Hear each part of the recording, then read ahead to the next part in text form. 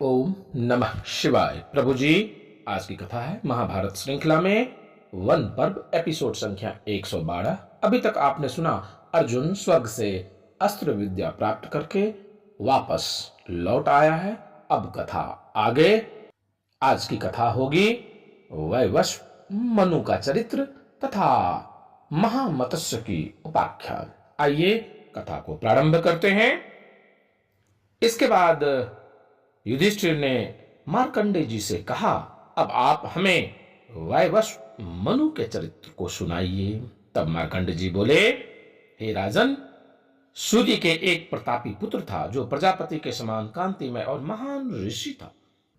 उसने बद्रिक आश्रम में जाकर एक पैर पर खड़े होकर दोनों बाहें ऊपर उठाकर 10,000 वर्ष तक बड़ी भारी तप किया। एक दिन की बात है, मनुचारिणी नदी के तट पर तपस्या कर रहे थे।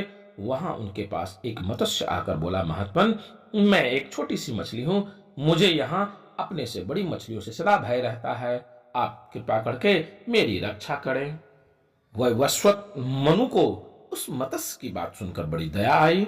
उन्होंने उसे अपने हाथ पर उठा लिया और पानी से बाहर लाकर एक मटके में रख दिया।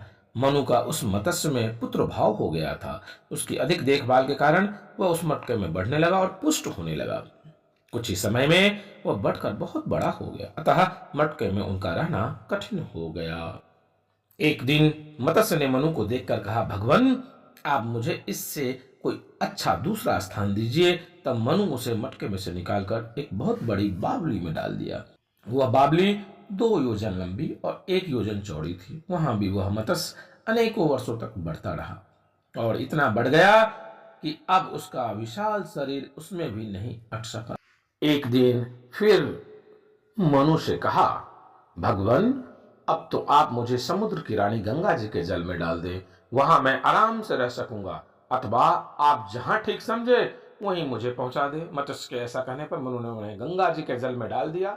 कुछ काल तक वहां रहने के पश्चात वह भी और भी बढ़ गया। फिर उसने मनु को देखकर कहा, भगवान, अब तो बहुत बड़ा हो जाने के कारण मैं गंगा जी में भी हिलडुल नहीं सकता, आप मुझ पर कृपा करें, अब समुद्र में ले चलिए। तब मनु ने उसे गंगा जी जल से निकालकर और समुद्र के जल में डाल दिया। समुद्र में डालने पर उस महामत्स्य ने मनु से हंसकर कहा, तुमने मेरी हर तरह से रक्षा की है। अब इस अवसर पर जो कार्य उपस्थित है उसे मैं बताता हूँ, सुनो। थोड़े ही समय में इस चराचर जगत का प्रलय होने वाला है। समस्त विश्व को डूब जाने का समय आ गया है, अतः एक सुदृढ़ नाव तैयार कराओ। उसमें बटी हुई मजबूत रस्सी बांधो और सप्त ऋषियों को साथ लेकर उसमें बैठ जाओ। सब प्रकार के अन्न और औषधियों के बीजों का अलग अलग संग्रह करके उनमें सुरक्षित रूप से नाव पर रख लो और नाव पर बैठे बैठे ही मेरी प्रतीक्षा करो। समय पर मैं सिंह वाले महामत्स्य के रूप में आऊंगा, इससे तुम मुझे पहचान लेना। अब मैं जा रहा हूं।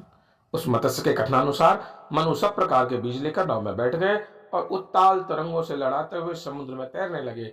उन्होंने उस महामत्स्य का स्मरण किया।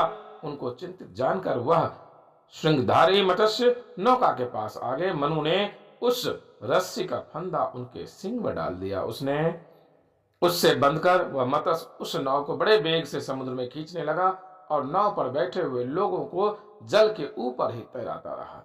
उस समय समुद्र में ऊंची ऊंची लहरें उठ रही थी। पानी के वेग से उनकी गर्जना हो रही थी। प्रलयकालीन वायु के झोंके से वह नाव डगमगा रही थी। उस समय न भूमि का पता चलता था, न दिशाओं का।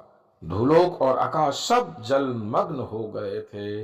केवल मनु, सप्तऋषि और वह मत्स्य यही दिखाई पड़ते थे। इस प्रकार वह महामत्स्य बहुत वर्षों तक महासागर में उस नाव को सावधानी से सब ओर खींचता रहा। इसके बाद वह उस नाव को खींचकर हिमालय की सबसे ऊंची चोटी पर ले गया और उस पर बैठे हुए ऋषियों से हंसकर बोला, हिमालय के इस शिखर में नाव को बांधो, देरी न करो। यह सुनकर उस ऋषियों ने शीघ्र ही उस नाव को शिखर से बांध दिया।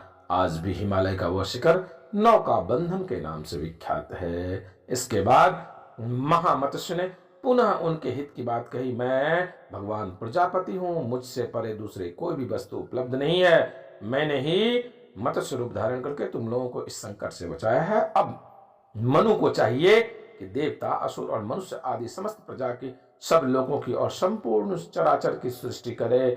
इन्हें जगत की सृष्टि करने की प्रतिभा तपस्या से ही प्राप्त होगी और मेरी कृपा से प्रजा की सृष्टि करते समय इन्हें मोह नहीं होगा।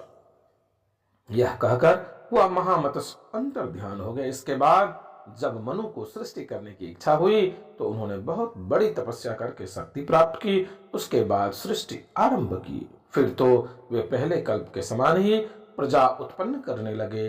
युधिष्ठिर, इस प्रकार मैंने तुमको यह मनु के चरित्र का वर्णन सुनाया। प्रभु जी, आज की कथा को यहीं विश्राम देते हैं। आगे की कथा पुनः आगे। आप शिवा यात्रा दर्शन को लाइक शेयर सब्सक्राइब अवश्य कीजिएगा। शीघ्र मिलते हैं अगली वीडियो में। तब तक के लिए ओम नमः शिवाय।